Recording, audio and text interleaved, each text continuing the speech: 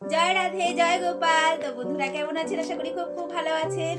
জানেন আজকে সন্ধেবেলা আর বাবা আমার হাতে এই প্লাস্টিকটা এনে এইভাবে দিয়েছে, আর আমি এইভাবে ধরেছি, তো কথা বলছি আর হাতে এরকম যে আঙ্গুর ফল বলে তাকিয়েছি।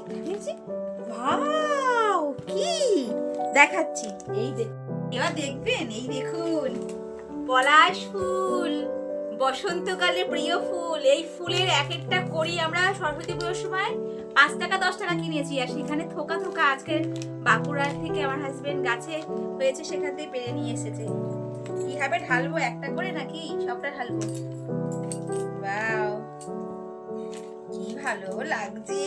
এগুলো তো আমি মাথার মধ্যে ফুলের খোপা করে বাঁধবো, কানের দুল বানাবো, গলার হার বানাবো, হাতে চুড়ি বানাবো, তারপরে নাচবো। আর আমার গোপু সোনাকে দেবো, রাধারানী মাকে দেবো, সবাইকে দেবো। এই ফুলটা দেখেছেন?